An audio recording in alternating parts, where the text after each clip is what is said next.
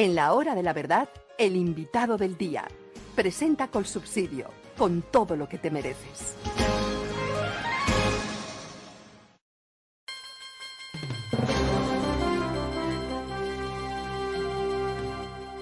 Profesor Eduardo Mackenzie, muy buenos días.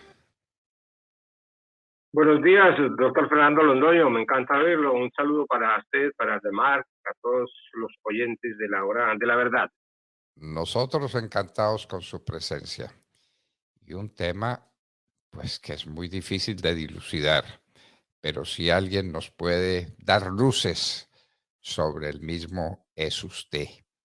La invasión rusa a Ucrania. Rusia, la que parecía ser la primera o la segunda potencia mundial en materia militar, invade un país relativamente pequeño como Ucrania y la invasión es un fracaso. ¿Por qué? ¿Qué es lo que está pasando, profesor? ¿Cuál es su punto de vista? Sí, el 24 de febrero del año pasado, la Rusia que dirige Putin, invadió con sus tropas de asalto a Ucrania. Enviaron centenares de camiones y de blindados sobre la ciudad de Kiev, o sea, Kiev, es la pronunciación rusa de la capital de Ucrania, Kiev. Y todo el mundo creía, los expertos, que la cuestión de la invasión y la toma del control de todo el país duraría unas horas apenas. Y resulta que esto no fue así. Los ucranianos estaban preparados para esa invasión y lograron en cuestión de 3 o 4 días poner a la defensiva a las tropas de invasión, las que tuvieron que salir. No, las tropas rusas no pudieron tomarse la capital, tampoco pudieron llegar en el sur a un puerto importantísimo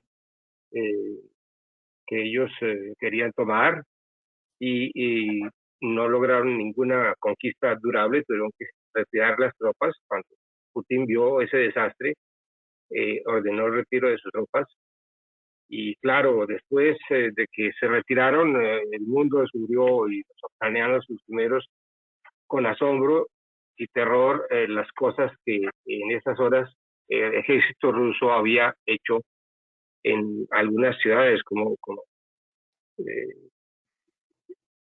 eh, pues 3 ciudades en particular fueron asaltadas. La población civil fue tratada de una manera criminal, asesinaron mujeres, niños, ancianos, torturaron, se llevaron una parte de la población, pues, terrible.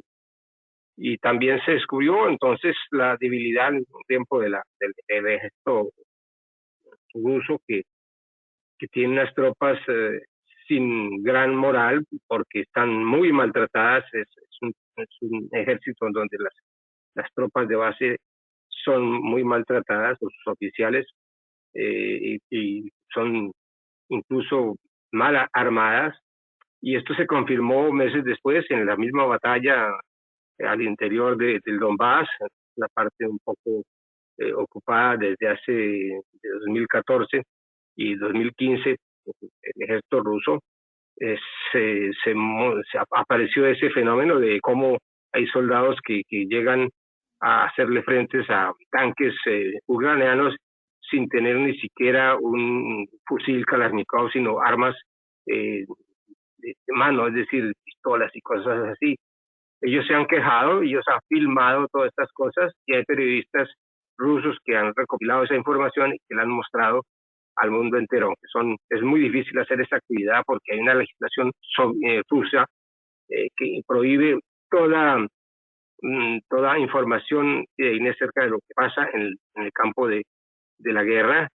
Y las personas que dicen que hay una guerra contra Ucrania se someten también a una legislación durísima que puede terminar en sanciones administrativas, por ejemplo, como prohibir que abran cuentas bancarias o en la misma prisión. Entonces, en este año que va a cumplirse el 24 febrero, apareció ese fenómeno de la debilidad de ese ejército ruso, y al mismo tiempo que las derrotas de los rusos se estaban dando en Ucrania, aparece con más fuerza la amenaza rusa de Putin de la utilización de la bomba atómica, de la amenaza nuclear, no solamente para los ucranianos, sino para Europa Occidental y para el globo entero, es decir, los Estados Unidos y sus aliados en el mundo entero. Entonces, la situación de gran tensión, pero por fortuna, la OTAN, que estaba viviendo un periodo de letargo por el periodo largo de paz, se despertó al ver esta cuestión de esta guerra de agresión de Rusia contra y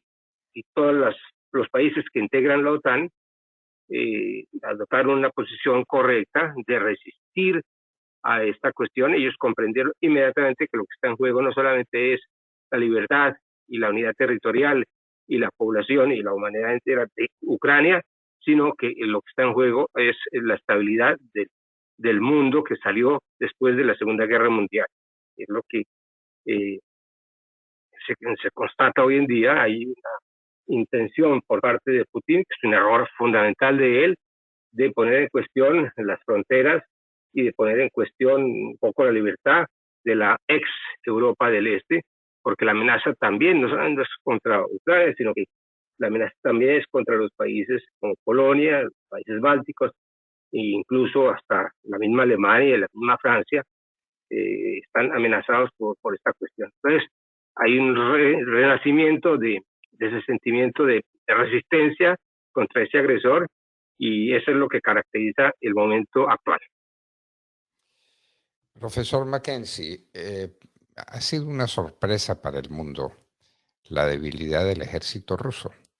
Como usted lo decía, no tienen espíritu de combate, son muy maltratados y en el fondo no saben por qué luchan.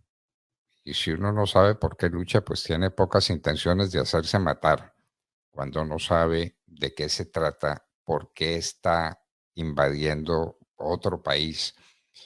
Y decenas de miles de rusos han abandonado Rusia con tal de que no los convoquen a las armas. Ese es un problema y un problema de envergadura, porque Rusia está padeciendo.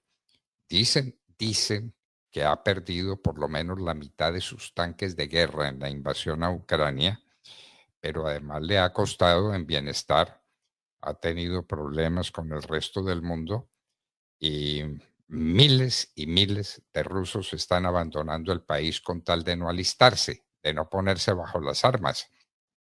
¿Eso se ha analizado suficientemente el impacto que la invasión a Ucrania ha producido dentro de Rusia? Sí, claro que sí. Hay unas cifras que han sido dadas recientemente por los órganos de inteligencia británicos, que dicen que Rusia ha perdido hasta el día de hoy 188.000 hombres que había movilizado en Ucrania. 188.000 bajas, fuera de los soldados y de los combatientes que han sido heridos, inmovilizados, lesionados. Es una cifra enorme que muestra un poco la capacidad de defensa de los ucranianos y que muestra también la debilidad del ejército ruso, que tiene una característica que no tienen los demás ejércitos de Occidente ni del mundo, que es hay una ausencia casi total de suboficiales en el ejército ruso. Por una parte están los soldados de base y del otro lado están, en la capa superior, están los generales, y entre los dos sectores no hay ese sector tan importante que es la suboficialidad, que es la que está en contacto directo con las bases del ejército, con los soldados, con los hombres en armas, que son los que dirigen los detalles de las operaciones. Hay una desconexión allí, eso viene de la historia un poco de la Unión Soviética, de las purgas tremendas que hizo Stalin en el año, sobre todo a partir de los años 30, en donde decimó a los generales, sospechaba que eran traidores. Estaba impregnado este señor Stalin de una paranoia muy avanzada, y esto le quitó al ejército destruyó una parte del esqueleto, de la espina dorsal de lo que debe ser un ejército.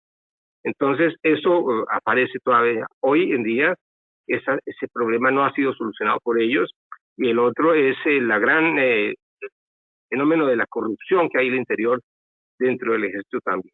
Es un ejército muy maltratado, entonces todo el mercado negro, todas las operaciones oscuras se pueden dar al interior y se dan al interior, y eso mina la voluntad de combate y la claridad de los soldados que llevan al combate. Además, la gente que movilizaron hace un año contra Ucrania eran casi reclutas que estaban simplemente en movilizaciones, en ejercicios tácticos y estratégicos en ciertas regiones, y nadie les había dicho que estaban enviándolos a esas regiones para invadir a un país.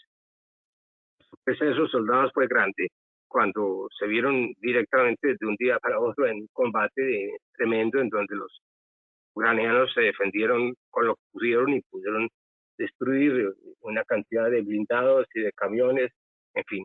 Entonces, esa moral no ha ganado mucho.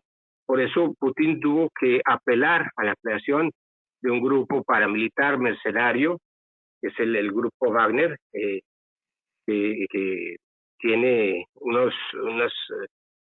doctrina militar completamente diferente, que es una especie de milicia bárbara que existe y que envía al combate, sobre todo en el Donbass, en donde los reclutas, que tienen casi todos de prisiones, porque las prisiones rusas fueron abiertas por Putin a la milicia Wagner, a los jefes de la milicia Wagner, para que reclutaran de fuerza o simplemente por dinero a los tipos que están, a los condenados, a los delincuentes y criminales que estaban allí.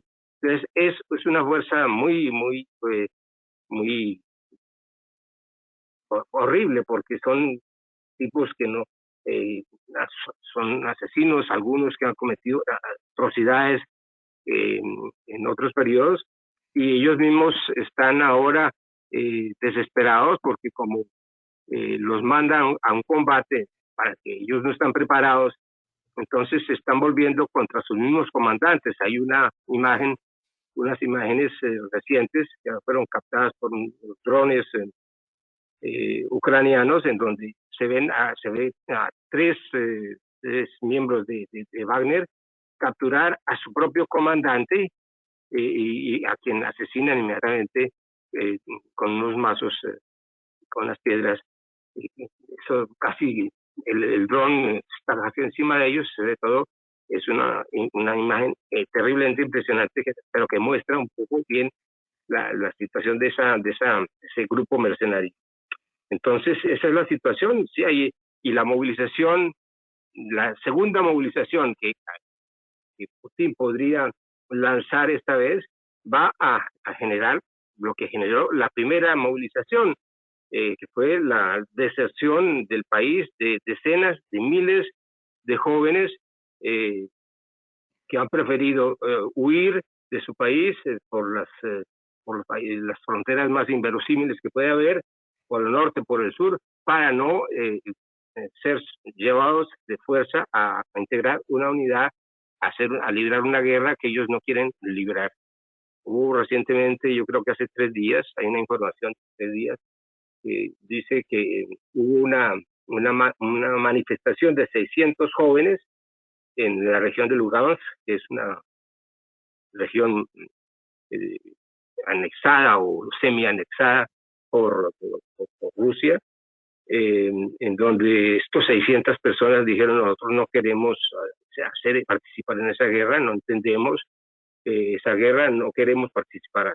Ellos parece que fueron capturados y fueron llevados todos a Moscú, no se sabe qué destino van a tener esas personas. En todo caso, eso es una de las primeras muestras de resistencia popular de la población joven, sobre todo rusa, contra esa participación en la guerra, porque hasta ahora lo que había eran manifestaciones de madres de familia, de esposas, mamás, abuelos, de estas personas movilizadas para protestar no contra la guerra, sino contra las condiciones infames en que están esos soldados movilizados. Algunos no tienen los uniformes completos, algunos, por ejemplo, hay un video muy conocido de un comandante ruso que habla con sus tropas y les dice que para poder hacerle frente a heridas considerables por bala, van a tener que utilizar toallas higiénicas femeninas porque las compresas militares no están a disposición, no han llegado, y que lo que consiguieron fueron una cantidad de toallas higiénicas femeninas para ponerlas sobre la herida que cause la bala. Eso muestra muy bien la situación dramática que viven esas tropas.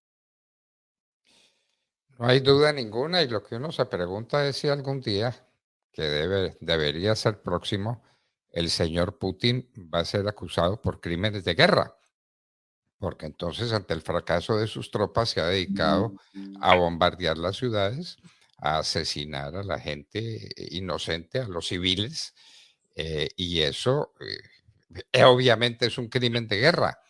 ¿El mundo cuándo va a convocar a un tribunal de guerra al señor Putin? ¿Será que veremos ese día, profesor?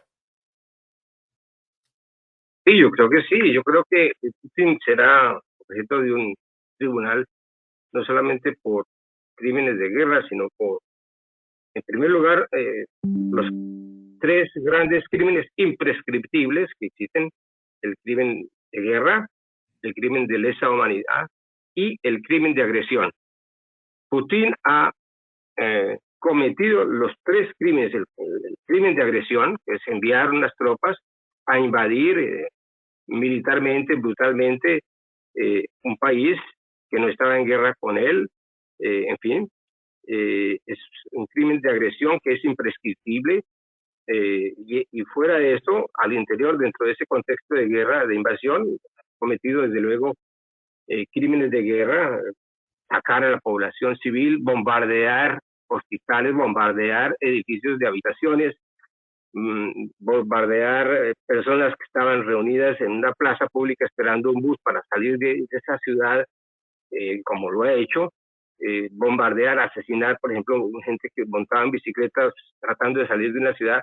Todos son crímenes horribles, crímenes de guerra, por los cuales él va a tener que explicar algún día frente a un tribunal.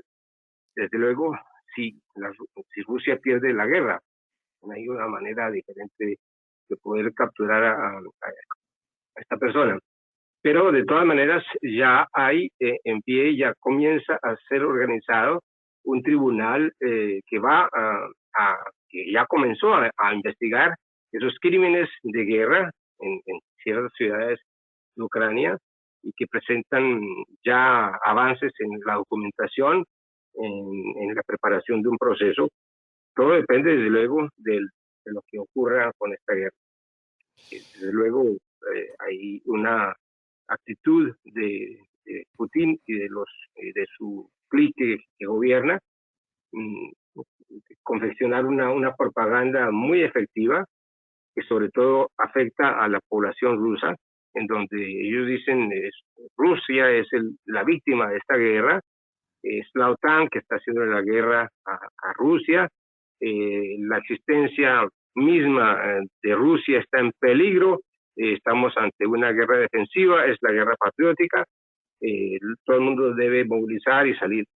Ese tipo de propaganda que impacta mucho a la gente en Rusia, que no tiene acceso a información diferente, porque no hay ninguna cadena de televisión ni de radio que sea independiente, realmente independiente en estos momentos en Rusia. Todos los otros medios están completamente controlados por el poder de Putin. Entonces, la población está completamente saturada de esa propaganda, intoxicada con esa ideología, y con esa narrativa, y otra que es una minoría, está perfectamente informada porque ellos alcanzan a ver un poco los medios internacionales y las descripciones y los testimonios que están saliendo del terreno de combate, y entonces, pero ellos no se sienten en capacidad de abordar directamente una protesta por miedo a las represalias tan fuertes que pueden tener de Putin. Esa es la situación. En todo caso, yo creo que si la guerra se intensifica, como Putin promete intensificarla a partir del 24 de febrero, las cosas yo no creo que le salgan muy bien al ejército ruso en las condiciones en que está en este momento. Profesor Eduardo Mackenzie, inmensamente agradecido.